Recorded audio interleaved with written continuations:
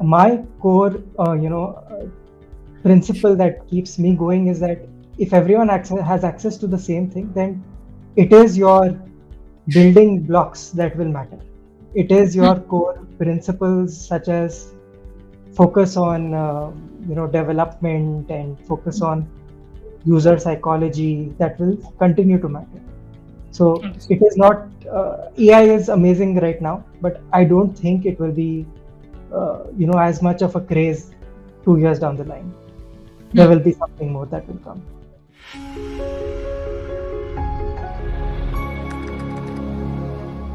Hi guys, welcome back to our YouTube channel. This is the second episode of our Looking Beyond FAANG Company series, where we talk to founders and tech leaders who didn't just choose to work for giant corporations, but took the leap to start their own game-changing companies. We will be deep diving into why they chose this path and what was the reason behind starting their own company, what they look for while hiring developers, and what sorts of advice do they have for newcomers entering the industry. What is special about this? Well, we're going to be featuring founders whose startups are on the brink of shaking things up in the future. So you're going to be getting unfiltered insights. So do make sure that you tune in till the end for some eye-opening discussions. And before moving forward, take a moment to subscribe our channel and press the bell icon so that you're always notified on all our upcoming videos. Today we have Shiv with us. Shiv is the co-founder of a YC-funded startup called Streak. It has been 3 years since he has been running Streak now. This company is based out of Bangalore. It is a new age bank for teenagers in India. Their aim is to enable teenagers to become financially literate and independent. To tell us more about it in detail, let's welcome Shiv. Shiv, thank you so much for taking out time to do this with us. Can you quickly introduce yourself for our viewers? Absolutely. So my name is Shiv Bidani. I'm a co-founder of Streak, which is a YC-backed startup. We are a neobank for children in India. With a slight twist, we do financial education as well. And Okay. a little bit about my background. I'm a computer science engineer from Vellore Institute of Technology, batch of 2018. And post that, I worked at PricewaterhouseCoopers as a associate and as a consultant. Okay. So my journey has been I was a computer science engineer, then I went into consulting, and then I started my streak journey in early 2021, in the middle of the Okay. pandemic. Yeah.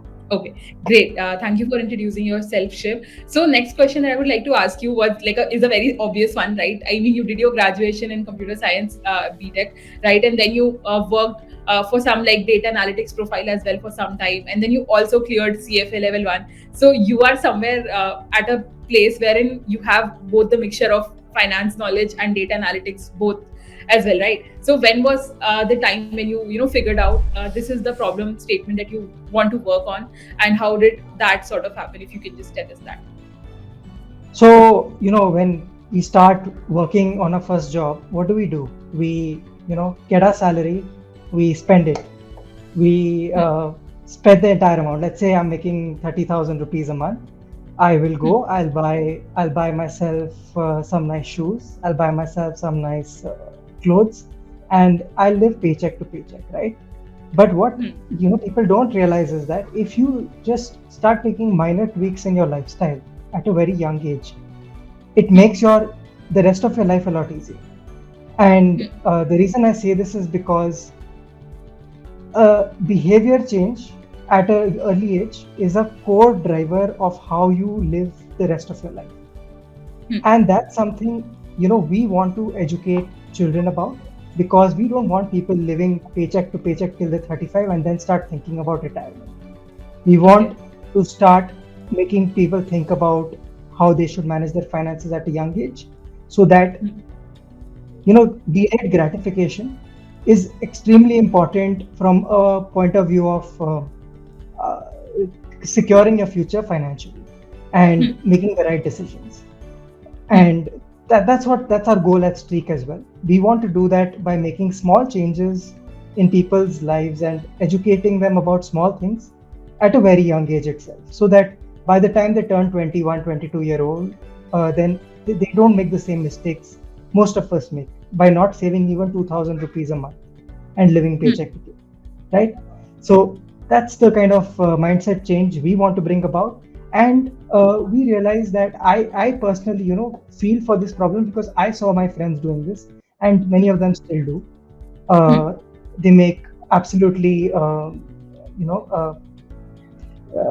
bad decisions, which I would call them bad, but then to each his own, of course. Um, Hmm. which I would assume can be mitigated by a little bit of understanding of how finance works, how time value of money works, how compounding works, how inflation works, and taking the right decisions at the right time.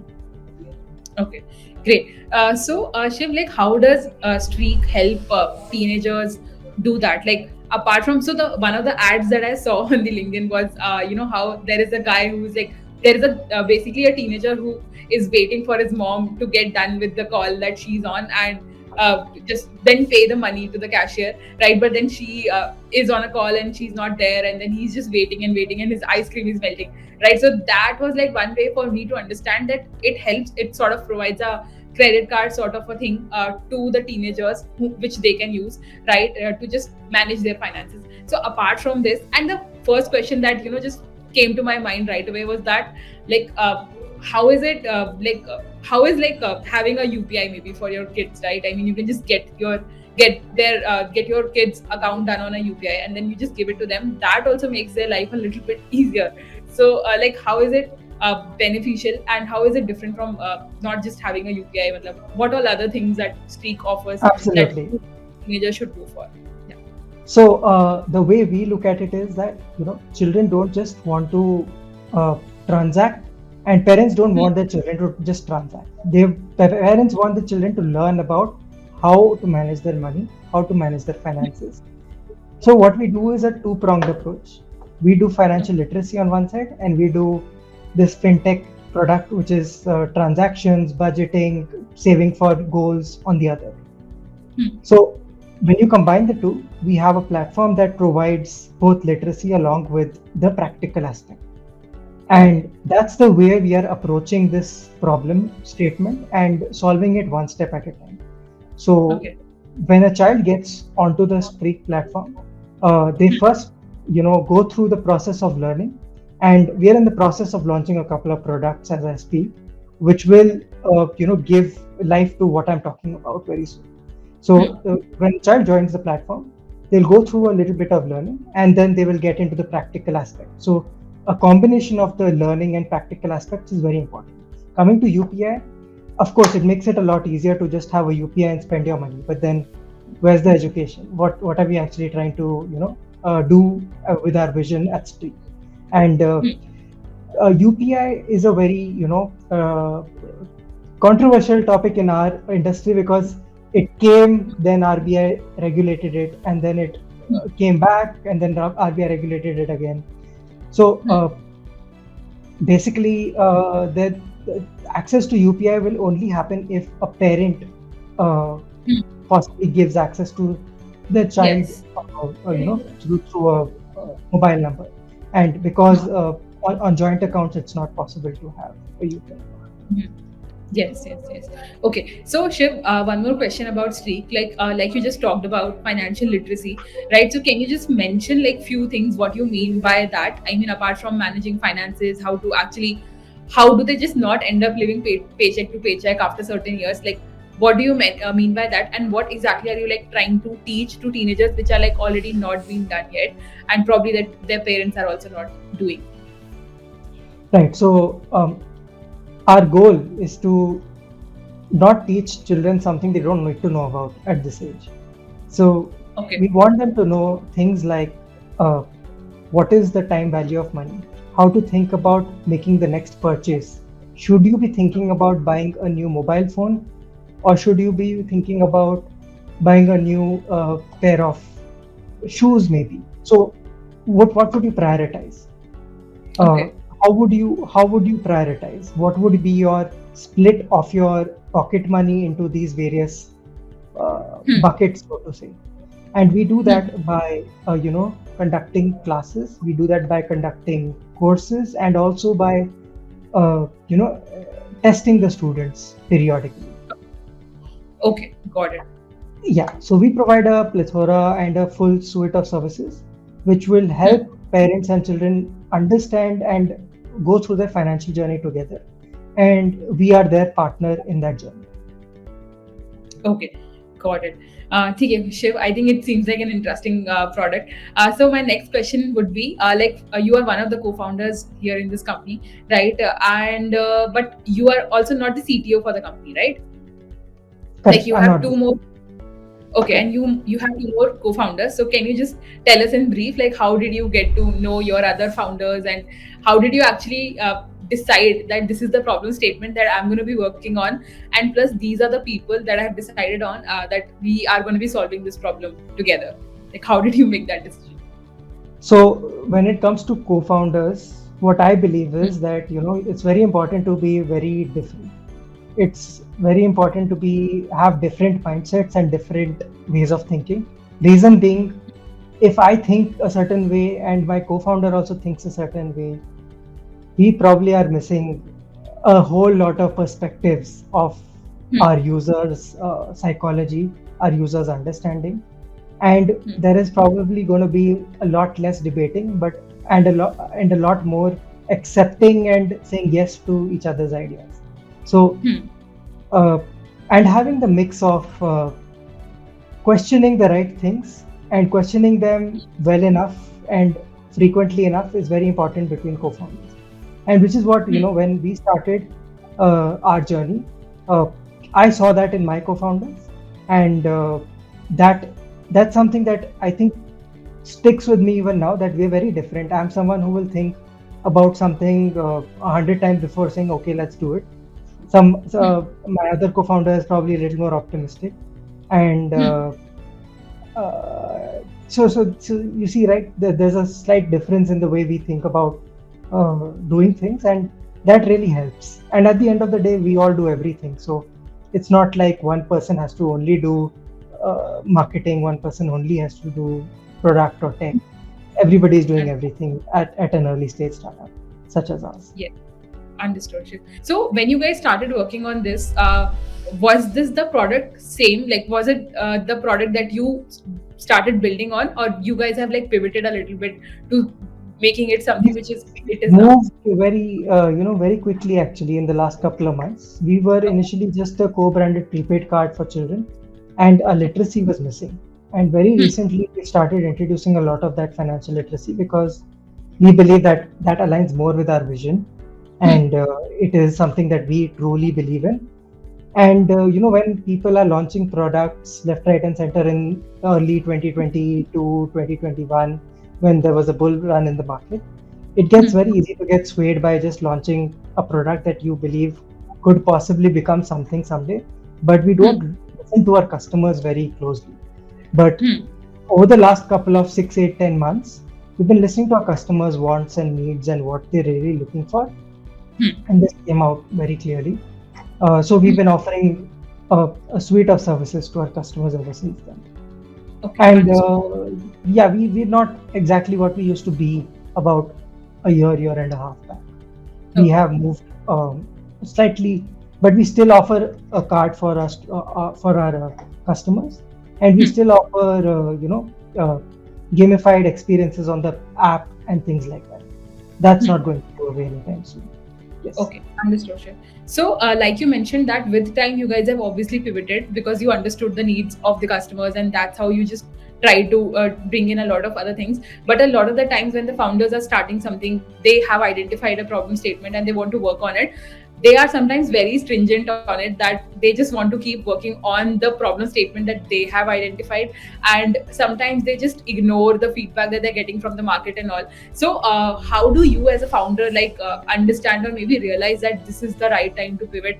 And how does someone like mold into that kind of thinking that it is okay to sometimes change yourself, also be a little bit open-minded and flexible on what you're trying to solve? And when is it okay to just be very much stringent on the fact that this is what I want to solve? Like, how does one develop that?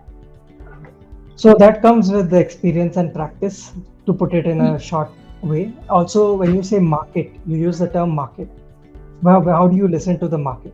That's a very broad term. It Hmm. should be divided further. I would Hmm. say listen to your customers. Don't listen to Hmm. your investors too much, to the Hmm. extent of what they believe you should be building, and they are not your customers. You have to be listening to your customers, whether they want what you're building or not. So if you build something only because you're trying to, let's say, please your next investor, or building something because it looks cool on paper, probably shouldn't be doing it right now. You should probably be focusing on what your customer is saying, because at the end of the day, a customer is also part of the market, investor is also part of the market, so is your rivals. So if your rivals are doing something, just because they are doing it, you shouldn't be listening to them. So listen to your customers. Don't listen to what your rivals are doing, or what pay heed to what your investors are saying. Many a times it makes a lot of sense, because if you are burning way too much money to be doing what you're doing and having unrealistic conviction in your vision, and that's only something that maybe your advisors, such as your investors or your the people you look up to, can point out, then listen to them. But then be willing to reason with them as well, and reason with logical thinking, not just by putting forth your emotions. Don't look at it very, very emotionally. And coming to the part where you asked me, how do you know if you should continue building what you initially thought you would be building? I think it's important to know why you started, but it's also important to know when it's not working. So Yes. if you know why it's not working at some point, stop doing it. But if you still believe that it can work and you have a sound reason for it, then continue doing it, because you will be able to prove to the world that you have a sound reason. And when I say sound reason, it should not be, just because I started, or just because I think I can do this. It should be backed by numbers. It should be backed by speaking to your customers. And two more things that I would like to add about solving a problem. It's a lot easier to solve a problem that has a natural behavior to it than to change a behavior in customers. So most likely, if you're trying to change a behavior, you're going to be caught in the trap of having a lot of conviction and wanting to keep building it. But if you have natural behavior which is driving the product usage, then you probably will have the usage as well. So I would suggest stick to problems that have natural behavior within the product's usage cycle itself, and that will help you build conviction and keep your conviction up anyway. Understood. I think that's fair piece of advice, Shiv. So now let's move to the next question. You guys got funded by YC, right? And just tell us a little bit about that. I mean, whose idea was it to just apply for it, and how was the entire experience for you guys?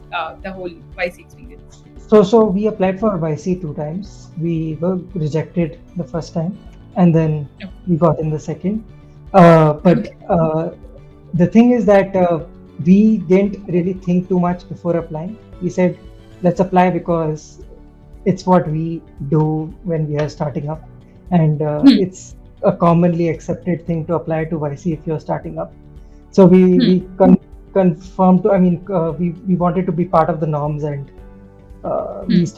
we applied the first time. We got a great rejection mail and a lot of feedback on how we should improve our product and our thought process. And the second time around, we applied again. And we weren't thinking that we will get in or not get in too much.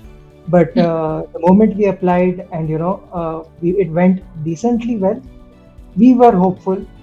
But then we didn't hear too much till late in the night, and then we got a mail suddenly, and then we got a call in the morning. So that was a great moment for us, so to say. Yeah. Great. So, was it only YC that you guys were specific about, or you were applying to other investors as well and trying your luck? So we had already raised a round before YC, and around the same time as we were applying to YC actually.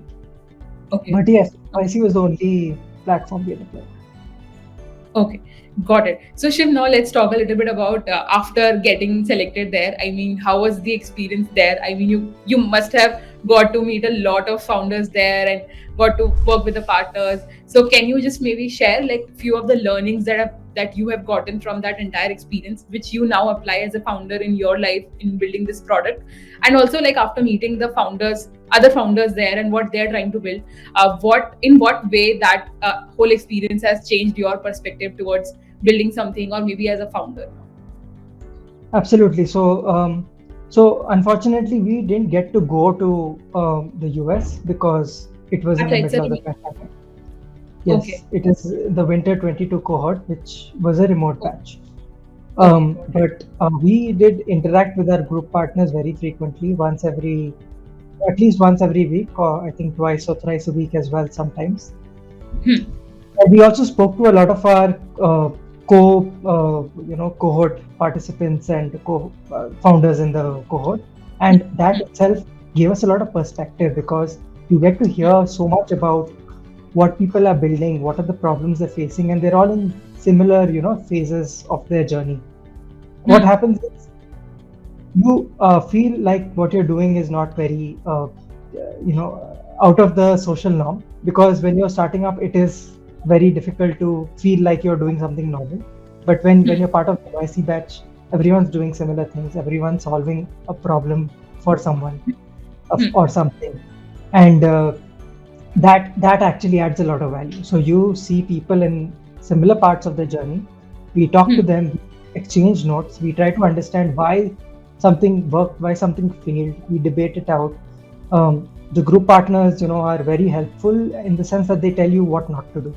So that's very important in the journey of a startup, because you keep trying to experiment with certain things which you don't know whether it will work, but there are other founders who've done it and have failed at it. So they are there to share those experiences with you, and that's what the group partners do as well, and the other founders in the batch as you. So that entire experience is absolutely great, and it's like a roller coaster ride, and it doesn't stop till even after the batch. So even after the batch, you are still in touch with your group partners and other founders from the batch, and you're also trying to keep building, right? And you're trying to keep solving a problem. In fact, what happens is during the batch, you're so focused, you don't even remember, it goes by in a blur.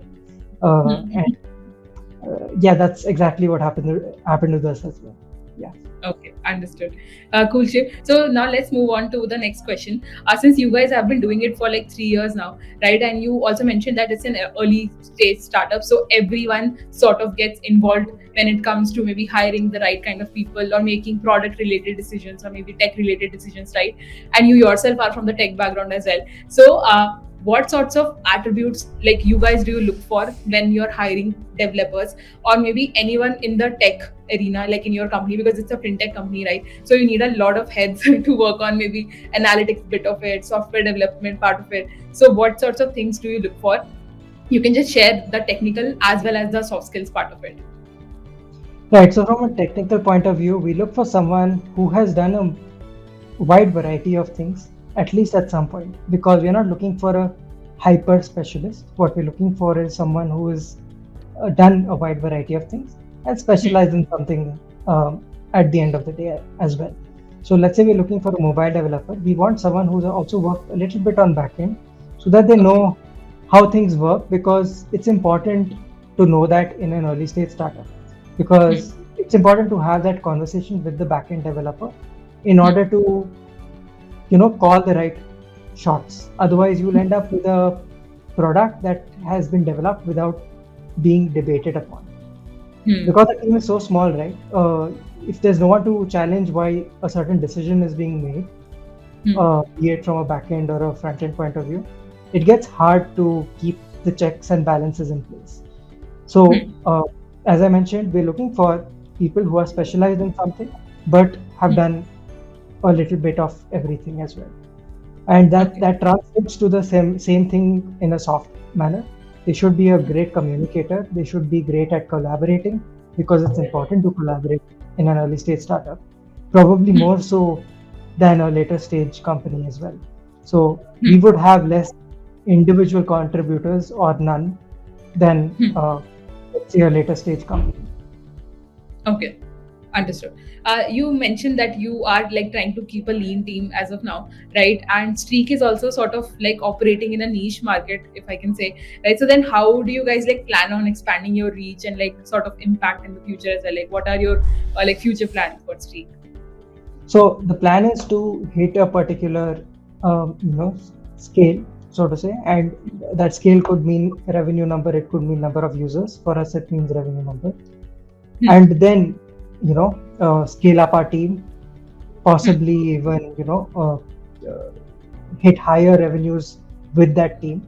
So I'm not too sure whether we are, just looking at raising the next round. We might even think about, taking this to a path to profitability. Basically, that's the way we are looking at it right now. So we want to achieve a path to profitability, and then take the next step in our journey, which would possibly mean maybe raising a round, maybe we might not even need a round at some point. Okay, understood. Cool, Shiv. So now let's do a small rapid fire sort of around with you. Like I'm gonna just be asking like 3 questions to you, right? And you can just take your time, like not exactly a rapid fire, but you can just answer them. So first question would be, what is your favorite book that has like changed your life the most, and which you like mostly go to? It's like go-to book of yours. Okay, wow. So go-to book or change my life. I think they're two different books because. I mean, like, as a founder, you must follow this one book wherein you see like all the lessons that you've gotten, and that is like the most useful for you. And maybe you keep going back to just get things out. Like maybe hota na kabhi you just keep because you forget, right? And you just want to do one more read so that you get your basics right and all that. So you can just share one. So that's not going to be a book then. That's just going to be some set of principles that I follow, and that's something I've got from YC. So that's something that they have done so well, and they are known to do so well that I just go back to them and read up to understand what the core principles should be when building a business. All the essay would be one thing for you, right? Absolutely. Those are the kind of things I'm referring to when I say that. But something that has probably changed my life, and would I look up to every time I think about is books on space and outer space, and the Cosmos is one such book. So it talks about what space has to hold, how it is all derived from one small instant that led to everything, and possibly is probably going to result in the same in the future. And that keeps me dreaming. That's what keeps me dreaming. So that's the limit. If something so big could happen with something so small, then why not? At our scale as well. Understood. Cool. So next question would be, Shiv, who is your most favorite founder, right? I mean, you can just name anyone, like just as starting say you have like someone whom you have looked up to, and someone you closely follow also, like. Okay, that's a tough one. I want to say Elon Musk. Okay. But I don't agree with him on everything he does or says. So that's fair. I think it's fine. Yes. So, but the relentlessness that he shows whenever he does something, that is appreciable and very something I look up to, because he does it with so much conviction and doesn't stop until it's done. That's not something I've seen anyone else do in that manner. And that's what I think I would take from him. But then there are a lot of Indian founders as well that I would look up to. People who have built legacy businesses and companies that are now doing very well.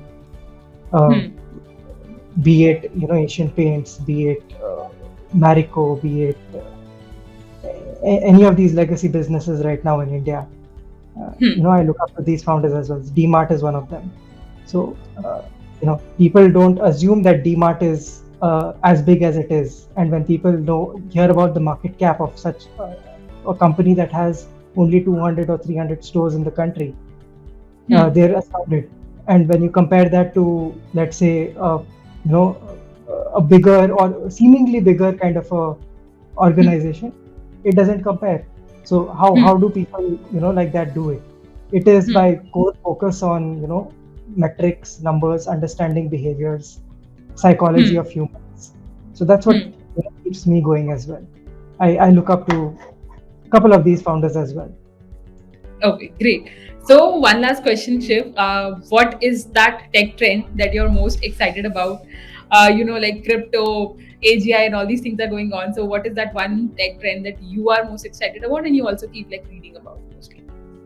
Okay, I do keep reading about AI, a lot about it, but it's not something I'm very, very excited about because I believe at some point it's all going to be driven by research, and the delta progress that you will make very soon is going to reduce over time.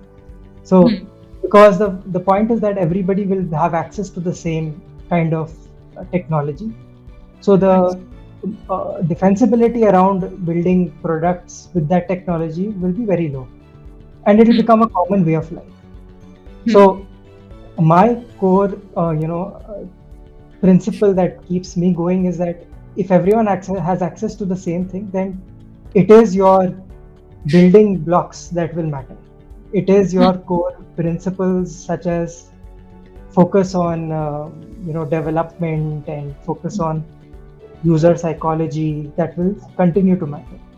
So Understood. it is not AI is amazing right now, but I don't think it will be as much of a craze 2 years down the line. There Hmm. will be something more that will come. So as of now, it's AI. Yeah. Okay, understood. Cool, Shiv. So one last question that I would like to ask, and then we'll end it here.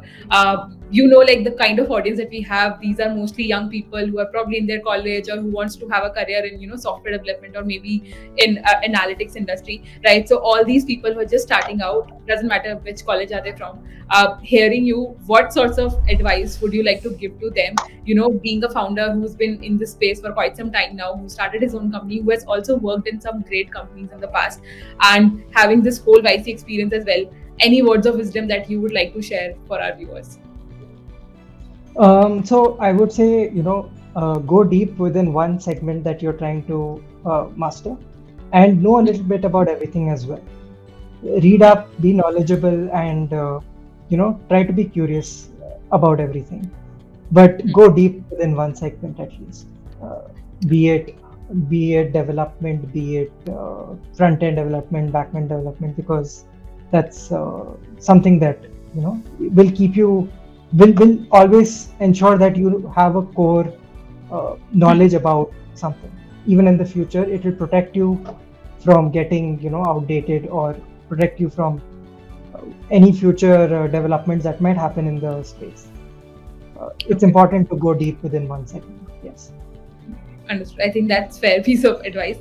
Thank you so much again, Shiv, for taking out time to do this with us. I hope people watching this will find it extremely insightful, and we wish you all the best for your company. And yeah, thank you so much again. Thanks, Shivani. Thanks for having me.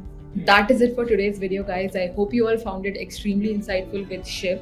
If you guys are also interested in learning coding, just go to our website and take the skill eligibility test. The test will definitely help you in identifying which course is best for you, be it Stack or Java full stack. Both the courses have amazing instructors and mentors to teach you throughout your journey and help you. So do make sure that you check out the link provided in the description below and take the test. And if you guys are new to the channel, then don't forget to subscribe the channel and press the bell icon so that you're always notified on all our upcoming videos.